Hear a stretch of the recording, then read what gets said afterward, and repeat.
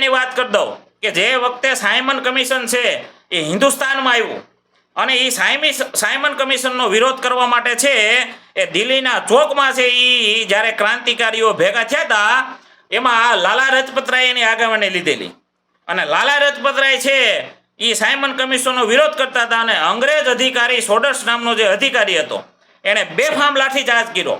એ લાઠીચાર્જમાં લાલા લજપતરાયનું મૃત્યુ થયું અને એના દેહને છે એ દિલ્હીના દરબારમાં અંતિમ દર્શન કરવા માટે મેકવામાં આવ્યો.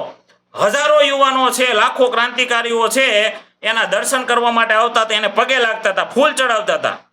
પણ એ જ દરબારમાં એક 18 થી 20 વર્ષનો છોકરો, હા સાહેબ, હજી તો એની મૂછું આમ ફરક મૂછું થાય છે અને ડાલા મથો હાવજ જેમ કોઈ જંગલમાં હેલો આવતો હોય એમ પોતાની ચાપ માંડતો આવે.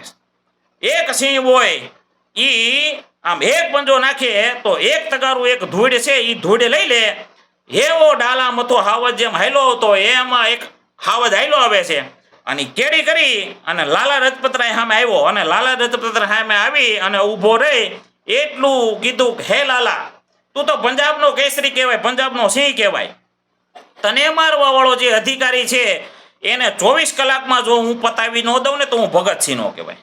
હા, અને એ ભગતસિંહ છે એ નીકળી ગયા. 24 કલાકમાં એમ કહેવાય છે સોડસ નામનો જે અધિકારી હતો એ અધિકારીને મારી નાખ્યો અને હાહાકાર મચી ગયો અંગ્રેજ સેનામાં કે ભાઈ કોઈ અંગ્રેજ અધિકારીને કોઈ હિન્દુસ્તાનનો ક્રાંતિકારી મારીને ભાગી ગયો છે. છાપામાં સમાચાર આવી ગયા. 5 દિવસના વાણા વહી ગયા છતાં ભગતસિંહ હાથમાં નહોતા હતા. ભગતસિંહના માતાજી વિદ્યામતી કૌર અને એના પિતા કિશનસિંહ રાણા આ ઓસરીમાં બેઠા બેઠા છાપું વાંચે અને વિદ્યામતી કૌર રસોડામાં રસોઈ બનાવે છે. ભગતસિંહના પિતા શ્રી કિશનસિંહ રાણા છે એ સમાચાર સાંભળે છે કે કોઈ અંગ્રેજ અધિકારી છે એની કતલ કરી નાખવામાં આવેલી છે, એની હત્યા કરી નાખવામાં આવેલી છે અને એનો જે મારનારો એનો ખૂની છે એ 5 દિવસથી હાથમાં નથી આવતો.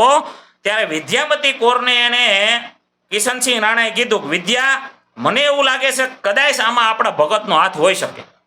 ત્યારે હિન્દુસ્તાનની માતા એ ભગતસિંહની માં હાથ છે એ લોટવાળા હાથે રોડામાંથી બહાર આવ્યા અને કિશનસિંહ રાણાને કીધું કે તમને તો માત્ર ઈ કે શંકા છે પણ મને તો ઈ કે મારા દૂધ ઉપર વિશ્વાસ છે કે આપણા ભગત સિવાય કોઈ ન હોઈ શકે.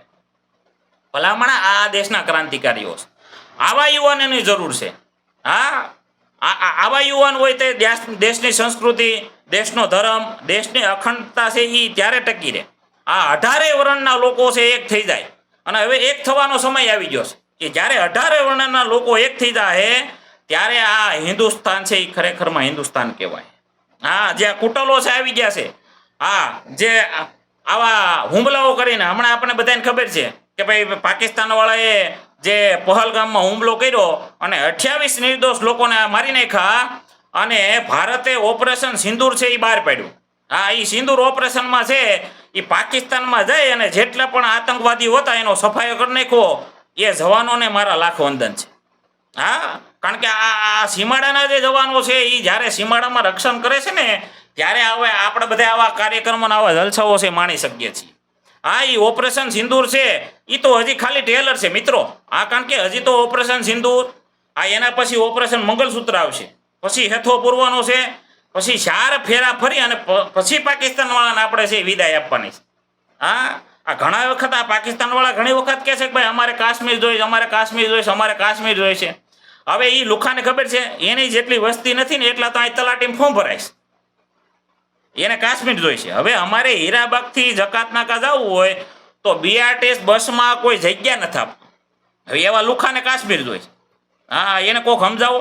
હવે ગામ હોય, ગામમાં ભેંય હોય, ભેંય દોવા ન દેતી હોય એટલે બાજુવાળા ચંપાબેનને બોલાય આવે, હાલો ચંપાબેન, હું ઈ કે અમારી ભેંય દોવા નથી દેતી કે.